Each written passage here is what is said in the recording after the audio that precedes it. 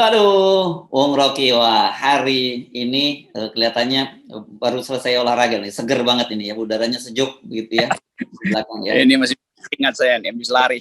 Habis teringat ya lari-lari segar ya, memang enak. Bukan lari dari kenyataan ya, kalau ada yang lari dari kenyataan nggak mesti ngumpet dengan alasan liburan. Iya. Ini kelihatannya makin confirm ya Pak Jokowi sudah mulai ditinggalkan oleh para pembantunya karena pembantunya udah sibuk kampanye ke sana sini ya. Pak Prabowo melanjutkan safari kampanyenya sekarang ketemu dengan Sri Sultan Hamengkubuwono X. Jadi kemarin dilewatin saja karena rupanya penting sekali memang harus ketemu Bu Mega sebelum ketemu yang lain-lain. Terus Ganjar juga terus melakukan safarinya salah satunya ke makam Pangeran Diponegoro kan di Makassar. Dan kemudian Erick Thohir nih yang keren nih. Jadi ketua panitia pelaksana Harlah Nahdlatul Ulama. Oh, saya baru ingat apa hubungannya? Oh, dia anggota Banser rupanya. Jadi dia ditunjuk untuk jadi ketua panitia hari lahir NU. Ini saya kira sebenarnya kita bisa membacanya dengan terang benderang apa semua di balik manuver atau bukan manuver lah, safari politik yang mereka lakukan ini ya, Bung Rocky. Ya ini soal jumlah sebetulnya, karena jumlah suara Muslim itu sangat signifikan, karena itu mesti dibujuk. Karena peristiwa kemarin di dalam pemilu yang lalu kan kita tahu bahwa karena pembelahan politik masih berlanjut sekarang, lalu orang cari sinyal awal. Siapa sebetulnya yang bakal jadi captive market itu. Nah kalau Erick Thohir jelas itu dari awal dia investasi ke NU itu. Dan itu langsung diangkat sebagai ketua hari lahir. Tapi oke, itu manuver yang ya standar aja sebetulnya.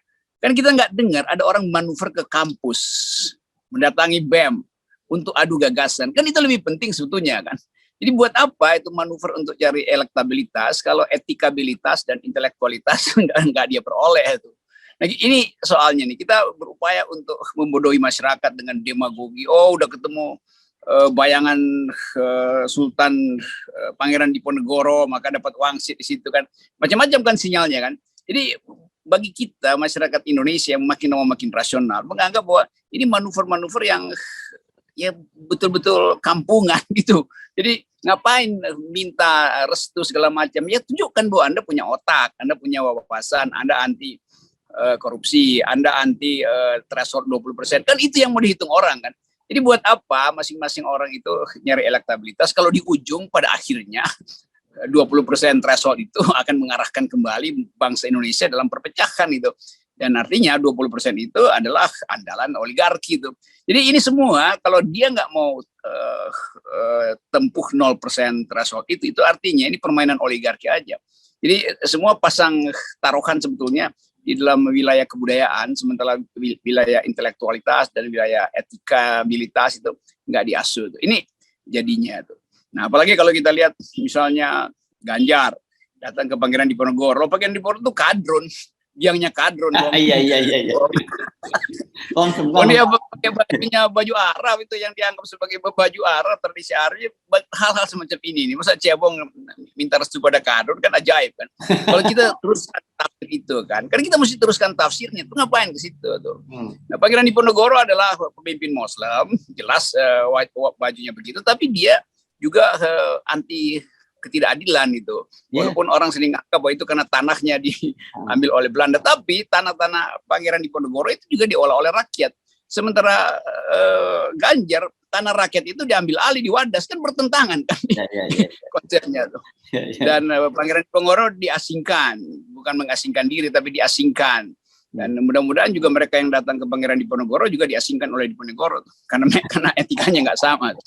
Pengikut Pangeran Diponegoro itu dikubur di kampung saya tuh, di Tondano. Di Tondano itu Danau Tondano di Minahasa ada kampung Jawa tuh.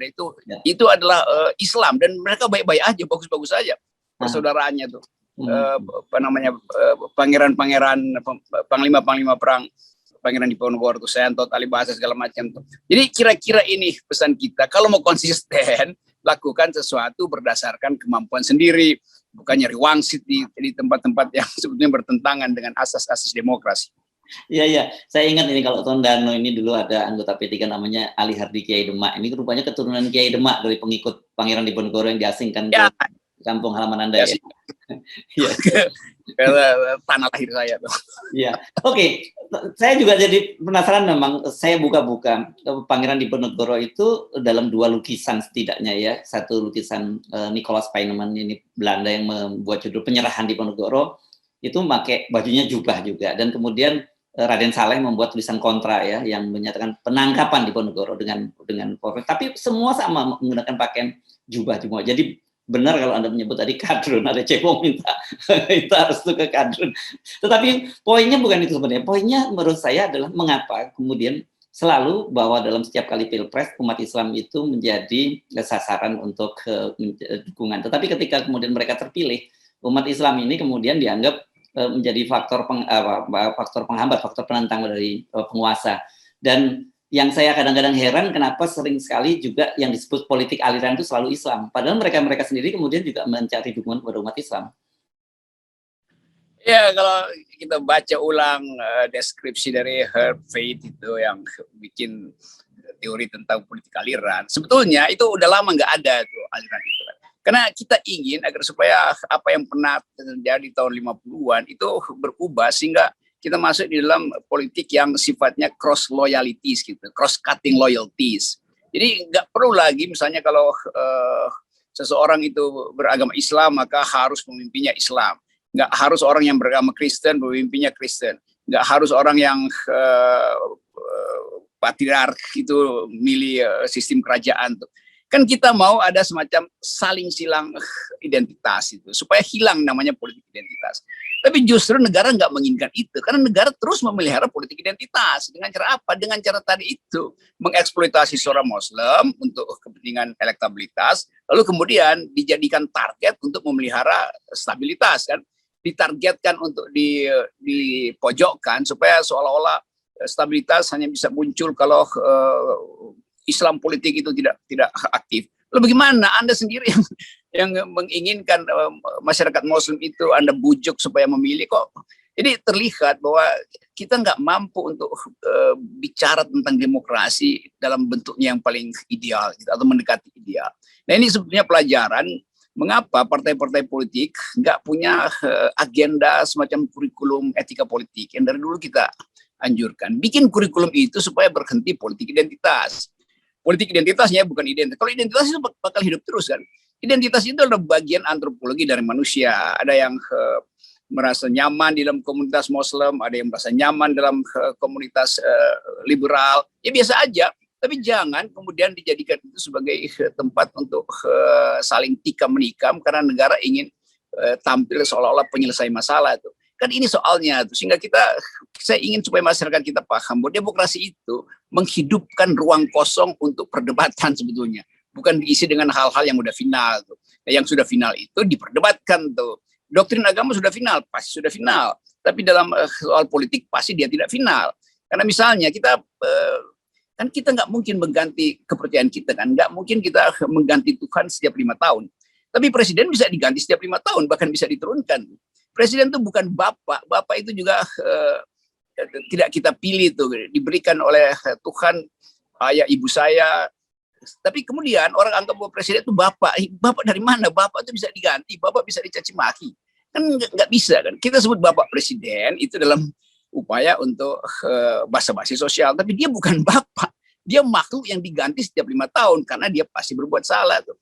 Jadi hal-hal fundamental begini dalam ajaran demokrasi itu yang mesti diajarkan supaya orang nggak jadi feodal, fanatik pada seseorang. Kalau orangnya bisa diganti kok. Jadi soal-soal semacam itu yang saya kira lebih penting daripada tadi kasak kusuk nyari dukungan politik, tapi sebetulnya ide politiknya nggak ada pada pemimpin-pemimpin yang lagi safari hari-hari ini.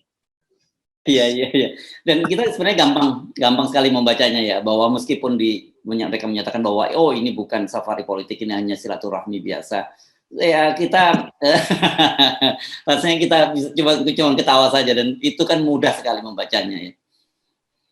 Ya bayangkan Erick Thohir dengan semangat partisan langsung minta restu karena dia jadi ketua hari lahir NU tuh. Artinya apa? Artinya ada anggaran di situ. Orang pasti minta Erick Thohir kan Erick Thohir duitnya banyak kan.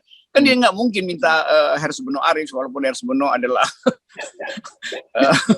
mengerti tentang asal usul NU. Tapi terlihat bahwa ini sebetulnya peras memeras yang agak lembut atau soft sogokan. Sebut aja ini semacam politik yang sinyalnya jelas adalah uang kan. Padahal kita ingin supaya politik itu berhenti dengan money politics.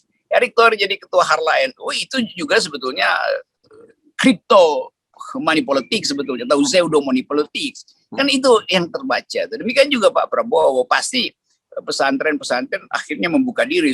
Nah sekarang Ganjar juga begitu.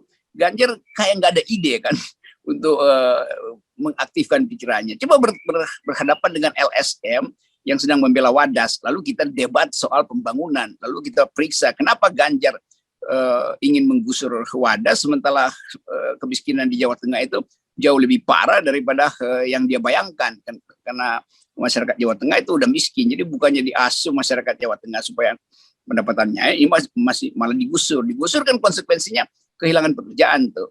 Tapi nanti ada iming-iming kan sebagian orang udah mau terima ganti rugi itu mah PR-nya gubernur seolah-olah itu adalah bagian dari keadilan padahal menggusur penduduk itu adalah ketidakadilan. Jadi hal semacam ini yang mestinya diadu di wilayah perdebatan bukan dalam wilayah restu-merestu itu. Ya, nah, Bung Rocky di luar itu tadi dengan aktifnya para pembantu presiden ke sana sini dan sebenarnya kan mereka juga sudah ditanya oleh Pak Jokowi katanya kan dan mereka akan confirm akan maju dari Pilpres 2024 gitu. Ini kan semakin nyata bahwa Pak Jokowi sudah mulai ditinggalkan. Meskipun saya mendengar ini baru rumor politik katanya Rabu nanti. Nah, orang selalu mengkaitkan Rabu itu akan ada reshuffle kabinet. Tapi saya kok tidak begitu meyakini gitu. Kalau toh tetap dilakukan reshuffle, apa urgensinya reshuffle dalam situasi semacam ini? Pertanyaan berikutnya, siapa yang mau masuk dalam kabinet dalam situasi semacam ini? Ya ada anggaran habis, tapi masih berupaya untuk bikin jor-joran proyek-proyek mercusuar. Sebetulnya benefit dari ekspor komoditas ada, tapi nggak mau dipakai untuk subsidi rakyat, energi. Jadi sebetulnya yang bangkrut ini adalah cara berpikir istana. Nah, cara berpikir yang bangkrut nggak bisa diatasi dengan reshuffle. Kan yang mesti di reshuffle cara berpikirnya kan tentang keadilan, tentang hak rakyat untuk memperoleh tanah, hak rakyat untuk memperoleh air bersih, hak rakyat untuk dapat kebutuhan pokok yang murah. Kan itu semua soalnya. Kan kalau kita lagi cemas sekarang bahwa harga bahan pangan dunia itu akan melejat karena soal konsolidasi dolar, soal perang segala macam. Kan itu lebih baik kita bicarakan bukan dengan reshuffle. Yang di reshuffle juga dikirim oleh partai yang sama pasti kan, yang juga punya problem di dalam kemampuan untuk melihat masalah ini. Jadi sekali lagi soal-soal kecil semacam itu yang dangkal itu membuat orang melihat kok kayak nggak ada inovasi, nggak ada teknik untuk menyelamatkan bangsa ini. Ya Pak Jokowi pasti bilang ya menteri yang nggak bermutu saya reshuffle. Artinya kalau 10 kali reshuffle masih nggak bermutu, yang nggak bermutu bukan menterinya, presidennya nggak bermutu. Oke, tapi kita pasti sudah bisa pastikan bahwa beberapa hari ke depan ini bukan hanya hari-hari ke depan sampai bulan-bulan ke depan fenomena semacam ini silaturahmi politik ini akan semakin marak gitu. Dan sebenarnya kita mendorong kalau silaturahminya itu dengan niatan tulus gitu mengatasi perpecahan di antara anak bangsa ini fine dan kita dorong penuh. Tapi kalau cuman kepentingan 5 tahun sekali, ya saya kira mesti kita ingatkan publik belajarlah dari pengalaman.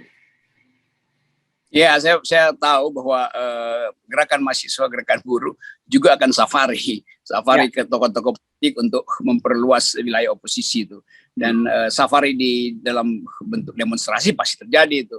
Jadi sekali lagi, ya ini ada dua lapis formal seolah-olah politik bisa diselesaikan dengan safari, tapi ada basis informal yang menuntut keadilan yang lebih radikal atau pemenuhan keadilan yang lebih radikal. Dan itu adalah pekerjaan mahasiswa dan pekerjaan masyarakat sipil dan pekerjaan buruh. Jadi akan kita lihat seminggu ke depan akan ada dua headline dari gerakan mahasiswa, Yunto Buruh dan masyarakat sipil versus gerakan safari yang tadi masih berlanjut terus sampai Lebaran berikutnya lagi. Ya, oke. Terima kasih, Bung Rocky. Iya, selamat berakhir pekan. Ya. Jangan lupa 0 adalah target demokrasi radikal. Yes. Oke, terima kasih. Yep.